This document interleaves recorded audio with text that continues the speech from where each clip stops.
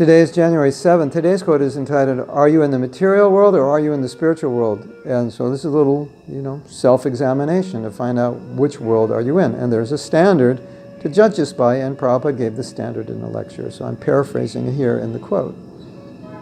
Prabhupada said, if one is envious, he is in the material world. And if one is non-envious, he is in the spiritual world.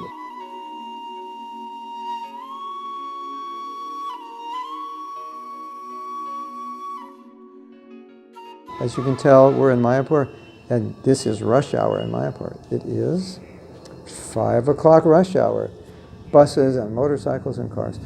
And it creates the ambience, right? So I hope you appreciate the ambience and enjoy the sounds. And we also had some jackals in the background. You might be fortunate enough to hear them. It's just, this is Lord Chaitanya's land. Of course, there weren't cars when he was here, and those buses, the horns are quite loud. Like as loud as a rock concert, basically. So anyway, we are happy to be here, and I hope you tolerate all the background and accept it in the mood of we're in the Holy Dham.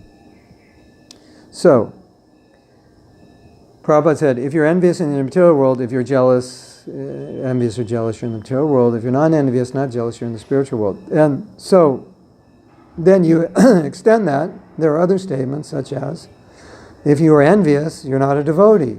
If you criticize, you're not a devotee. If you're jealous, you're not a devotee. Now, that's kind of embarrassing, because then we'll feel like, okay, well, I'm both in the material world and I'm not a devotee. Okay, what does Prabhupada mean here? Well, obviously, in Krishna consciousness, in Braj, there's no envy. Everyone loves Krishna. Where there's love, there's no envy. Where there's envy, there's no love. So, okay, so I'm envious. Okay, I acknowledge that. I'm in the material, I'm envious. I'm not Krishna conscious. So I want to be in the spiritual world. How am I going to get there? I have to give up envy.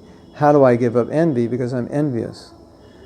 Prabhupada said we give up envy by serving the people we're envious of. So what does it mean? It means that in the beginning of Krishna consciousness, just because some anartha is there, just because you feel something doesn't mean you act on it. You tolerate it, and then you act the way you're supposed to act, even if you don't feel like it. That's Krishna consciousness. Now, as you advance in Krishna consciousness, you're not going to feel so much envy and jealousy. It's going to subside. The intensity of it is going to subside. It may be there, but it's going to be more like a shadow. And then when you get to a higher stage of Krishna consciousness, it's not there. These are the phases you go through. So the first phase is the most difficult because it's the most painful, because the frequency of that envy and jealousy is the strongest, and therefore it takes the most determination and most tolerance to deal with it, so you don't give into it. So even though you feel envy or jealousy, you don't show it. You don't talk about it. You don't exhibit it. And instead, you try to exhibit humility, even if you don't feel it. So you're dealing with a high level of tolerance of your own self and your own destructive consciousness. And you work through that. And by working through that, your sadhana is good enough to bring you to a level of anartha nivritti. And so in anartha nivritti, you might feel it, but it's just like a wound that's healing. It doesn't really, it's there, you feel the pain, but it doesn't really bother you. But previous to that, you feel the pain and you're limping a little bit, and that's what it means. That's how we deal with these things. It's difficult. It's a little painful. Then the pain goes away, but I still feel something, but it's just a discomfort, but it's not really painful anymore. And then it goes away entirely. There's no envy. Whether it's envy or jealousy or anger or whatever it is, lust, greed, that's how it works. So don't be discouraged when you say, oh, I'm in the material world, I'm not even a devotee.